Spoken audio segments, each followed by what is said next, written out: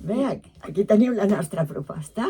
Sí, en esta píldora os va a contar Mercè un ejercicio muy interesante de reconocimiento femenino familiar.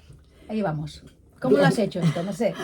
Pues intentar coger el árbol genealógico, que lógicamente el más sencillo, por ejemplo, sería una cosa tan sencilla como esta, en la que nosotros nos pondríamos aquí, nuestro padre, nuestra madre, y por tanto nuestros abuelos que serían padre y madre, nuestros bisabuelos que también serían padre y madre. Y ir siguiendo la línea femenina. Por ejemplo, pues dirías, yo tengo 2 apellidos y estos 2 apellidos cojo el de la madre. El segundo. El segundo. Pero esta madre también tenía un padre y una madre. Por tanto, cogeríamos el de la madre. Entonces, ir haciendo así y buscar los diferentes apellidos que se pierden y se perderían en el origen del tiempo si tuviéramos la suerte de poder encontrarlos. Mirad, este es un árbol circular que se llama, en el que tú te pondrías aquí en medio y aquí podrías ir siguiendo. En nuestro caso, bueno, en mi caso, podríamos llegar hasta la 7ª generación. Esto es mucho trabajo, Mercè, Buscando interesante. siempre, ¿no? Claro, a veces es difícil saber, porque claro, todos venimos de un padre y de una madre. Pero claro, es que nuestro padre también tenía una madre. O sea, que hemos de recoger también el de su madre. Entonces es un poco, a lo mejor, complicado, que a lo mejor os perdéis. Aquí estamos nosotros para aclarar dudas de las que tengáis, pero realmente es un ejercicio fascinante. Claro. Yo personalmente he encontrado 40 apellidos diferentes en mi línea.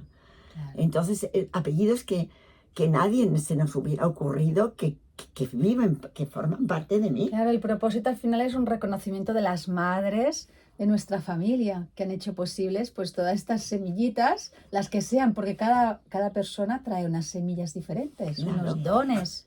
Entonces, claro, realmente la que decíamos, la real, sería de madre a hija, madre, hija, por lo que decíamos de los óvulos y toda esta transmisión genética. Pero claro, en la de nuestro padre, en sus genes están también las de sus madres. Los hombres también tienen madre. También tienen madre, sería esto, Y las ¿no? mujeres tenemos padres, sí. No es un tema de excluir, sino es un tema como de poner foco, ¿no? Como iluminar esos apellidos femeninos. Estos apellidos que forman parte de nuestra vida también, ¿no? Y reconocer que gracias a todas ellas nosotros estamos aquí. Claro. Sin ellas, ni nuestros padres, Sí. nuestros abuelos hubieran estado nunca aquí. Claro, porque además es que en el pasado, ¿no? Lo que decíamos, en generaciones anteriores la mujer aún ha estado más invisibilizada, ¿no? Y que llegue este momento en que nosotras tenemos la gran suerte de poder estar visibles y que ellas también se hagan visibles a través nuestro. Claro. Por un tiempo es que las mujeres perdían su apellido al casarse. Sí. Y no sabemos cómo es en otras culturas, pero bueno, aquí os traemos este ejercicio para que, yo qué sé, investiguéis. Es muy interesante Descubrir. tirar del hilo, este hilo rojo que nos une a todas. Es muy bonito este ejercicio y ver cómo van apareciendo personas y que les vas poniendo nombre. Es muy bonito. Así que...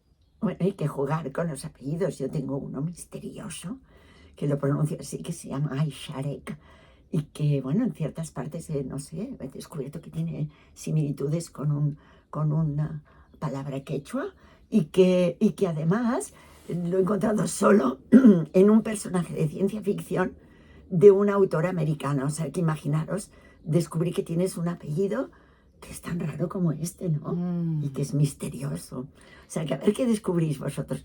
Y lo podríamos compartir. Nosotros estamos dispuestos a daros voz y como queráis, escribiendo, hablando, lo que queráis, pero que nos lo expliquéis. Gracias. Gracias por estar aquí. Gracias siempre a todas y a todos. Adiós.